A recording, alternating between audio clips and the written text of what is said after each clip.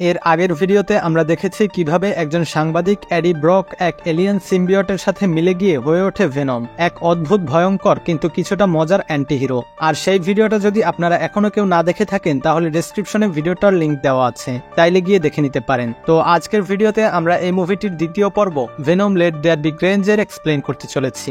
So hello বন্ধুরা, কেমন আছেন সবাই? আশা করি সবাই খুবই ভালো আছেন। সিনেক্সপ্লাই চ্যানেলে নতুন আরেকটি ভিডিওতে আপনাদের সবাইকে স্বাগতম। তো সব আজাইরা পেঁচাল বাদ দিয়ে আমরা সরাসরি চলে যাব মূল ভিডিওতে। তবে তার আগে প্রতিবারের মতো আপনাদের সবাইকে বলবো, আপনারা যারা আমাদের চ্যানেলে নতুন রয়েছেন তারা একটু কষ্ট করে চ্যানেলটি সাবস্ক্রাইব করে বেল আইকনটি অন করে দেবেন। তো চলুন ভিডিও শুরু করা যাক। তো প্রথম পর্বের শেষের সিনে আমরা দেখেছিলাম যে এডি একটা জেলে যায় ক্লেটাস কাসাডি নামের এক ভয়ঙ্কর সিরিয়াল কিলারের ইন্টারভিউ নিতে।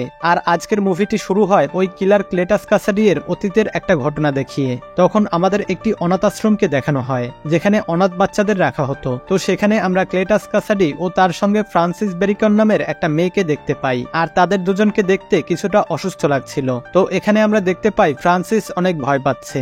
তখন কাসাডি তাকে জিজ্ঞেস করে ডাক্তার কি বলেছে। তখন ফ্রান্সিস বলে আমার মিউটেশন পাওয়ার অনেক দ্রুত বৃদ্ধি পাচ্ছে আর আমি খুব দ্রুতই একটা মিউটেন্ট হয়ে যাব এবং আমার উপরে তারা আরো এক্সপেরিমেন্ট করার জন্য নিয়ে যাবে এবং তারা সেখানেই হয়তো আমার উপরে কোনো উল্টোপাল্টা এক্সপেরিমেন্ট করবে অথবা আমাকে মেরে ফেলবে। তখন কাসাডি তাকে ভরসা দিয়ে বলে ওরা এমনটা কখনো করবে না, কারণ ওরাই তো আমাদের এখানে রেখেছে, তাই আমার মনে হয় না ওরা আমাদের কোনো ক্ষতি করবে। আর তখন সেখানে কয়েকজন লোক এসে ফ্রান্সিসকে ধরে নিয়ে যায়। এটা দেখে কাসাডি তার হাত দিয়ে জানালায় জোরে জোরে আঘাত করছিল, মানে এই ব্যাপারটাতে সে একটু খুশি নয়। তো আমরা দেখতে পাই ওই লোকগুলো ফ্রান্সিসকে একটা গাড়িতে বসিয়ে একটা গোপন জায়গায় নিয়ে যাচ্ছিল, কিন্তু কিছুটা পথ যাওয়ার পরে ফ্রান্সিস তার সুপারসনিক পাওয়ার ব্যবহার করে সেখান থেকে পালানোর চেষ্টা করে। তো আপনাদের বলে রাখি যে ফ্রান্সিসের সুপার পাওয়ার হচ্ছে সে তার মুখ দিয়ে অনেক জোরে শব্দ করতে পারত। তো তখন ফ্রান্সিস পালানোর জন্য তার মুখ দিয়ে খুব জোরে আওয়াজ করে আর ওই আওয়াজের ফলে তাদের গাড়ি উল্টে পড়ে যায়। তখন একটা লোক ভয় পেয়ে ফ্রান্সিসের চোখে গুলি করে দেয়। এর ফলে ফ্রান্সিস তখন গাড়ির বাইরে পড়ে যায়।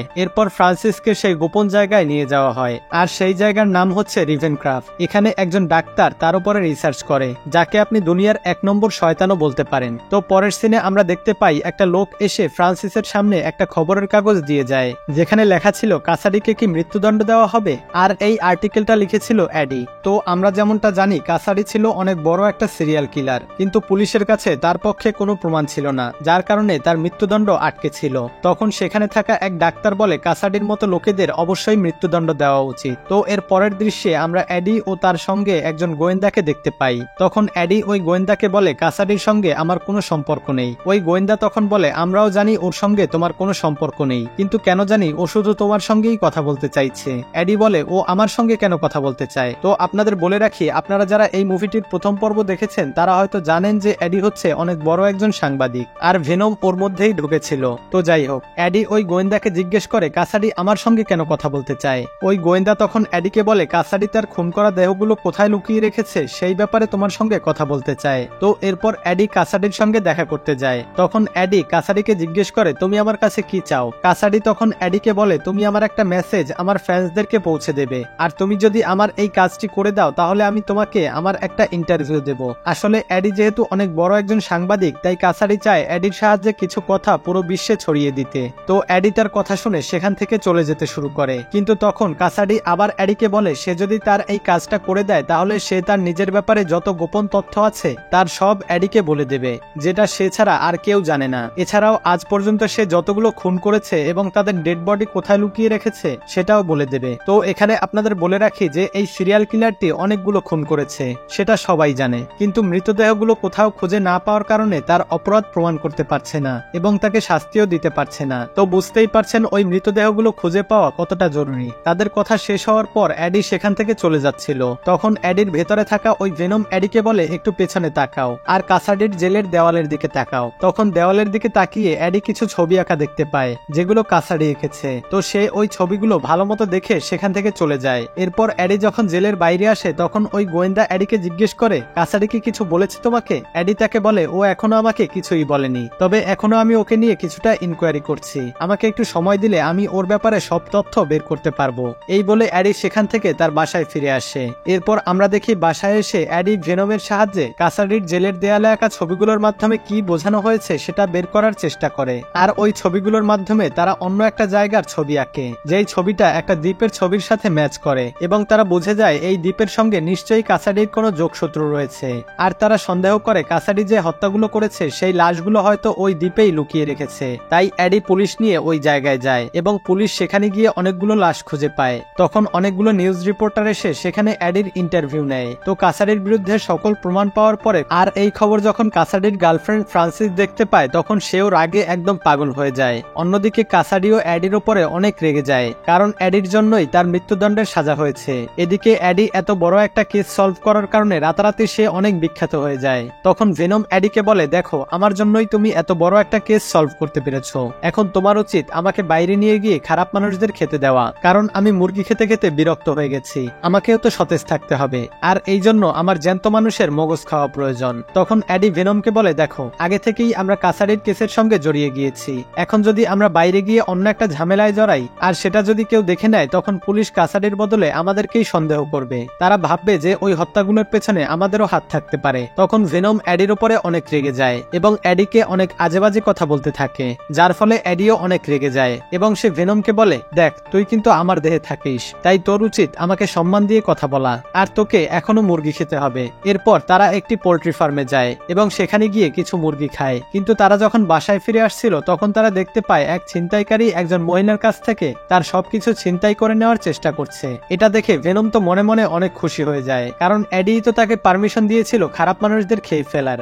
এডিও বুঝতে পারে যে ভেনম তো এখন ওই ছিনতাইকারীকে খেয়ে ফেলবে। ভেনম ওই মহিলাকে ছিনতাইকারীর হাত থেকে বাঁচিয়ে নেয়। এরপর যখনই সে ওই ছিনতাইকারীকে খেতে যাবে তখনই এডি তাকে বাধা দেয়। ভেনম তার কথা প্রথমে শুনতে চায় না, কিন্তু অনেক কষ্টে এডি তাকে রাজি করায়, যার ফলে ভেনম ওই ছিনতাইকারীকে ছেড়ে দেয়। এরপর তারা যখন সেখান থেকে চলে আসছিল তখন এডিকে তার এক্স গার্লফ্রেন্ড ফোন করে আর তার সঙ্গে দেখা করতে বলে। তো এর পরের দৃশ্যে আমরা দেখতে পাই যে এডি তার এক্স গার্লফ্রেন্ডের সঙ্গে দেখা করতে গিয়েছে এবং সেখানে গিয়ে ভেনম ভেতর থেকে এডির সঙ্গে কথা বলতে থাকে, যা দেখে তার এক্স গার্লফ্রেন্ড তাকে জিজ্ঞেস করে, ভেনম কি এখনো তোমার ভেতরে আছে? তখন এডি তাকে বলে, ভেনম তো ওই অ্যাক্সিডেন্টে মারা গিয়েছে, তাই সে এখন আর আমার ভেতরে নেই। কিন্তু এডির এক্স গার্লফ্রেন্ড তার কথা বিশ্বাস করে না, সে ভেনমকে উদ্দেশ্য করে বলে, তুমি এডির খেয়াল রেখো। এরপর এডির এক্স গার্লফ্রেন্ড তাকে তার এঙ্গেজমেন্ট রিং দেখায়। এটা দেখে এডি মনে মনে অনেক কষ্ট পায়। এরপর সে মন খারাপ করে সেখান থেকে চলে আসে। এডিকে এমন মন মরা দেখে ভেনম তাকে বলে, তোমার মন খারাপ করা উচিত নয়। তখন এডি ভেনমকে বলে, তুমি এসব ব্যাপার বুঝবে না।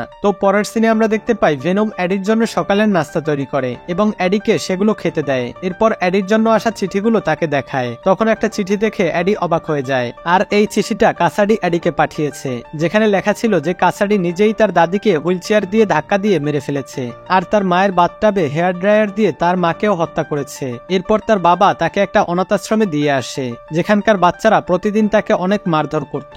আর তখন তার ফ্রান্সিস নামের একটা মেয়ের সঙ্গে পরিচয় হয়, যাকে আমরা সিনেমার প্রথমে দেখেছিলাম। তো তারা একে অপরকে ভালোবাসতে শুরু করে।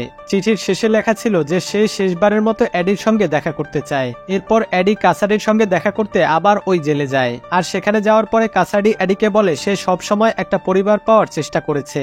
তখন এডি তাকে বলে যে নিজের মা আর দাদিকে হত্যা করেছে তার মুখ থেকে পরিবারের কথা মানায় না। তখন কাসাডি বলে ওরা মৃত্যু ডিজার্ভ করত। কাসাডি আরো বলে, কিন্তু আমার মৃত্যুর জন্য শুধুমাত্র তুমি দায়ী। আর তখন সে এডিকে অনেক আজেবাজে কথা বলে, যেটা শুনে ভেনম অনেক রেগে যায় আর কাসাডিকে মারার চেষ্টা করে। তখন কাসাডি এডির হাত ধরে তার হাতে কামড় দিয়ে দেয়। তখন সেখানে একটা গার্ড চলে আসে এবং এডি আর কাসাডিকে আলাদা করে। এরপর এডি যখন সেখান থেকে চলে যাচ্ছিল তখন কাসাডি তাকে বলে, আমি জীবনে অনেক মানুষের রক্ত খেয়েছি, কিন্তু তোমার রক্তের স্বাদ একদমই আলাদা, এরকম রক্তের স্বাদ আমি কখনো পাইনি। তো এখানে আমরা দেখি কাসাডি যখন এডির হাতে কামড় দেয় তখন এডির ভেতরে থাকা ভেনমের শরীরের একটু অংশ কাসাডির শরীরের ভেতরে চলে যায়। তো এখানে আপনাদের বলে রাখি যে ভেনমের শরীরটা হচ্ছে এক ধরনের পোকা আছে না যেগুলোকে কাটলে দুটো হয়ে যায়, মানে আপনি যদি এই ভেনমটাকে 4 ভাগে ভাগ করেন তাহলে সেটা 4টা সিম্বিয়টে পরিণত হবে। ঠিক তেমনি ভেনমের শরীরের একটা অংশ যেহেতু কাসাডির শরীরে গিয়েছে তাই সেটা থেকে নতুন আরেকটা সিম্বিয়টের জন্ম হয়েছে। তো এরপর এডি যখন বাসায় চলে আসে তখন সে ভেনমকে বলে, আজকে তুমি কাসাডিকে মেরেই ফেলতে, আর তখন যদি আমাদের কেউ দেখে ফেলতো তখন আমার কি হতো? তখন এডি ভেনমকে এটাও বলে যে যখন থেকে ভেনম তার জীবনে এসেছে তখন থেকে তার জীবন থেকে সব সুখ শান্তি চলে গিয়েছে। তখন ভেনম এডিকে বলে, আমি তোমার জীবনে আসার আগে তুমি একটা লুজার ছিলে, কোনো কাজই ঠিক মতো করতে পারতে না, এমনকি আমার জন্যই তুমি কাসাডির কেসটাও সলভ করতে পেরেছো এবং এত জনপ্রিয়তা পেয়েছো। তখন ভেনম রেগে গিয়ে এডির ঘরে অনেক ভাঙচুর করে, যার কারণে এডি অনেক রেগে যায় এবং ভেনমকে চিরতরে তার শরীর থেকে বের হয়ে যেতে বলে। তখন আমরা দেখি ভেনম রেগে গিয়ে এডির শরীর থেকে বের হয়ে যায় এবং বাইরে গিয়ে সে অন্য একটা একটা লোকের শরীরে প্রবেশ করে আর ভেনম এডির বাইকটাও ভেঙে ফেলে। এরপর সে রেগেমেগে সেখান থেকে চলে যায়। তো এর পরের সিনে আমরা আবার কাসাডিকে দেখতে পাই, যেখানে আমরা দেখতে পাই যে কাসাডিকে মৃত্যুদণ্ড দেওয়া হচ্ছে আর তাকে মৃত্যুদণ্ড দেওয়া হবে তার শরীরে বিষ দিয়ে। তারা যখনই কাসাডির শরীরে বিষ প্রয়োগ করার চেষ্টা করছিল, কিন্তু কিছুতেই কাসাডির শরীরের ভেতরে বিষ প্রবেশ করছিল না, উল্টো তার শরীর থেকে অন্য একটা সিম্বিয়ট বের হয়ে আসে। আর এই ধরনের সিম্বিয়ট গুলোকে কার্নেজ বলা হয়। এই সিম্বিয়ট গুলো ভেনমের থেকেও অনেক বেশি শক্তিশালী হয়। আর একটা কথা, এই সিম্বিয়ট গুলোর ব্যবহার কেমন হবে সেটা নির্ভর করে সে কার শরীরে রয়েছে সেটার উপরে। আর এই সিম্বিয়টটা যেহেতু একটা খারাপ মানুষের শরীরে রয়েছে, তাই সেও ক্যাসিডির মতো খারাপ কাজই করবে। তো ওই কার্নেজ তখন সেখানে থাকা সকলকে মুহূর্তের মধ্যেই মেরে ফেলে। এরপর সে ও কাসাডি সেখান থেকে চলে যায়। এদিকে আমরা এডিকে দেখি যে সে তার বাসা মেরামত করছে এবং সব ময়লা আবর্জনা পরিষ্কার করছে। অন্যদিকে আমরা ভেনমকে দেখি যে কিনা একটা স্ট্যাচুর উপরে মন খারাপ করে বসে আছে। এরপর আমরা আবার এডিকে দেখি যে তার বাসায় বসে খবর দেখছিল। তখন সে জানতে পারে যে কাসাডি জেল থেকে পালিয়েছে। একটু পরে তার বাসায় ওই গোয়েন্দা আসে এবং এডিকে জিজ্ঞেস করে, এগুলো কি তোমার জন্য হয়েছে? তখন এডি বলে, আমি এসব ব্যাপারে কিছুই জানি না। এটা শোনার পরে ওই গোয়েন্দা সেখান থেকে চলে যায়। এরপর এডি কাসাডিকে ধরার জন্য আবারও সেই ছবিগুলো দেখতে শুরু করে। অন্যদিকে আমরা দেখতে পাই যে ভেনম একটা পার্টিতে যায় আর ওই পার্টিতে সবাই বিভিন্ন রকম কস্টিউম পরা ছিল, তাই সেখানে থাকা সবাই ভেনমকেও একজন কস্টিউম পরা মানুষ মনে করে আর সবাই তাকে ঘিরে ধরে এবং জিজ্ঞেস করে, এত সুন্দর কস্টিউম তুমি কোথায় পেয়েছো? মানে তারা কেউই বুঝতে পারছিল না যে এটা আসলে কোনো মানুষ নয়। অন্যদিকে আমরা দেখতে পাই যে কাসাডি একটা গাড়ি চুরি করে পালাচ্ছিল। তখন তার শরীরে থাকা কার্নেজ কাসাডিকে বলে, এই পৃথিবীতে আমি ছাড়া আর মাত্র একটাই সিম্বিয়ট রয়েছে আর সেটা হচ্ছে ভেনম। তাই আমরা যদি ভেনমকে মারতে পারি তাহলে পুরো পৃথিবীতে আমরা রাজত্ব করব। তখন কাসাডি বলে, আগে আমাকে আমার গার্লফ্রেন্ডকে ছাড়িয়ে আনতে হবে আর আমার গার্লফ্রেন্ডের নাম হচ্ছে ফ্রান্সিস। তো তারা একে অপরের কথায় রাজি হয়ে যায়। অন্যদিকে আমরা দেখতে পাই ভেনম ওই পার্টিতে একটা স্টেজে উঠে বক্তব্য দিচ্ছিল এবং সে সবাইকে উদ্দেশ্য করে বলে, আমি এডিকে ছাড়াই সবকিছু করতে পারি। আর সেখানে থাকা লোকগুলো তাকে উৎসাহ দিচ্ছিল, কিন্তু ভেতরে ভেতরে ভেনম অনেক আপসেট ছিল, কারণ এডির শরীরের সাথে তার শরীরের যে ম্যাচিং হয়েছিল এরকম ম্যাচিং শরীর সে আর খুঁজে পায়নি। তো এর পরের দৃশ্যে আমরা দেখি এডি সেই অনাথ আশ্রমে গিয়েছে যেখানে ছোটবেলায় ফ্রান্সিস ও কাসাডিকে রাখা হয়েছিল। সেখানে গিয়ে এডি কাসাডির ঘরে একটা হার্ট আঁকা দেখতে পায় আর ওই হার্টের মধ্যে এডি CK+FB লেখা দেখে। এটা দেখে সে বুঝতে পারে যে CK এর মানে হচ্ছে ক্লেটাস কাসাডি, কিন্তু FB দিয়ে কি হয় তা সে বুঝতে পারে না। তখন এডি ওই গোয়েন্দা অফিসারকে ফোন করে এবং তাকে FB এর মানে জিজ্ঞেস করে। ওই গোয়েন্দা তাকে বলে FB এর মানে হচ্ছে ফ্রান্সিস বেরিকন, এটা হচ্ছে কাসাডির গার্লফ্রেন্ডের নাম। তো এর পরের দৃশ্যে আমরা কাসাডিকে দেখি সে একটা দোকানে প্রবেশ করে এবং ওই দোকানের মালিককে মেরে ফেলে। এরপর সে ওই দোকানের ল্যাপটপটি ব্যবহার করে এবং ল্যাপটপের সাহায্যে সে রেভনক্রাফটের লোকেশন বের করে। এরপর সে ওই জায়গায় গিয়ে সেখানে থাকা সব ডাক্তারদের মেরে ফেলে এবং তার গার্লফ্রেন্ডকে ছাড়িয়ে নেয় আর তার গার্লফ্রেন্ডের সাথে কার্নেজকে মানে ওই সিম্বিয়টটিকে পরিচয় করিয়ে দেয়। তো কাসাডিকে দেখে ফ্রান্সিস অনেক খুশি হয় যে এখন তারা দুজনেই অনেক শক্তিশালী হয়ে গেছে। তখন কার্নেজ ফ্রান্সিসের চারপাশে থাকা কাচের দেয়ালে চাপ দিয়ে ভেঙে ফেলে। তো এরপর তারা দুজন সেখান থেকে গাড়ি নিয়ে পালাতে শুরু করে, কিন্তু পুলিশ তাদের পিছু করতে থাকে। তবে একটু পরে কার্নেজ কাসাডির উপরে কন্ট্রোল নিয়ে নেয় এবং সে ওই সব পুলিশদের উপরে আক্রমণ করে মেরে ফেলে। কিন্তু তখন কিছু পুলিশ হেলিকপ্টারের মাধ্যমে তাদের উপরে আক্রমণ করে। এটা দেখে ফ্রান্সিস তার সুপারসনিক পাওয়ারের সাহায্যে জোরে শব্দ করে এবং ওই হেলিকপ্টারগুলোকে নষ্ট করে দেয়। কিন্তু আপনারা যারা এই মুভিটির প্রথম পর্ব দেখেছেন তারা হয়তো জানেন যে এই সিম্বিয়টরা জোরে শব্দ সহ্য করতে পারে না, আর বেশি শব্দ হলে তারা একদম দুর্বল হয়ে যায় এবং যেই শরীরে রয়েছে ওই শরীর থেকে বের হয়ে যায়। তো ফ্রান্সিসের ওই শব্দের কারণে কার্নেজ ফ্রান্সিসের উপরে রেগে যায় এবং সে ফ্রান্সিসকে মারতে যায়। তখন কাসাডি কার্নেজকে বাধা দিয়ে বলে যে ওকে মারা যাবে না, কারণ ও আমার গার্লফ্রেন্ড। তখন কার্নেজ ফ্রান্সিসকে শাসিয়ে বলে, তোমার মুখ সবসময় বন্ধ রাখবে। তো আমরা বুঝতে পারি কার্নেজ অলরেডি কাসাডির গার্লফ্রেন্ড ফ্রান্সিসকে ঘৃণা করতে শুরু করেছে।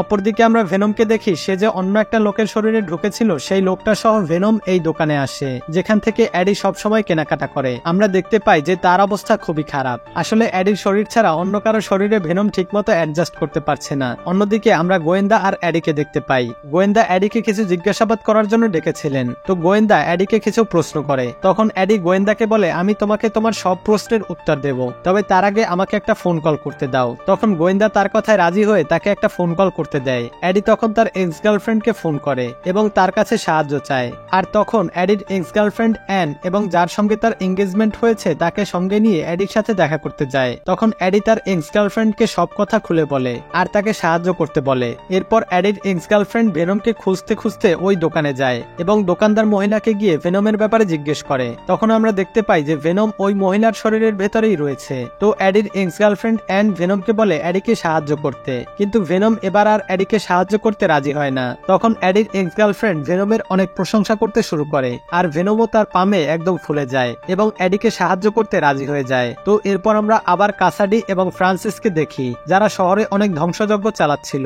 তখন কাসাডি বলে আমার পরবর্তী শিকার হচ্ছে এডি, আর কার্নেজ বলে আমার পরবর্তী শিকার হচ্ছে ভেনম। তো বুঝতেই পারছেন তাদের দুজনের শত্রু এখন এডি আর ভেনম। তাই এডি আর ভেনমকে এক হওয়া এখন খুবই জরুরি, কারণ তারা দুজনকে ছাড়া ওদের সঙ্গে লড়াই করতে পারবে না। তো এরপর আমরা আবার এডির এক্স গার্লফ্রেন্ডকে দেখতে পাই, যে এডির সঙ্গে দেখা করতে এসেছে, আর তার ব্যবহার কিছুটা অদ্ভুত মনে হচ্ছিল। তখন আমরা বুঝতে পারি যে ভেনম এবার এডির এক্স গার্লফ্রেন্ডের শরীরে রয়েছে। তো ভেনম তখন এডিকে বলে তাকে সরি বলতে, আর এডিও তখন তার সব কথা ভুলে গিয়ে ভেনমকে সরি বলে। এরপর ভেনম এডির এক্স গার্লফ্রেন্ডের শরীর থেকে বের হয়ে আবার এডির শরীরে প্রবেশ করে। এরপর এডি ওই জেল থেকে পালিয়ে যায়। এদিকে আমরা গোয়েন্দাকে দেখি সে গাড়ি নিয়ে কোথাও যাচ্ছিল।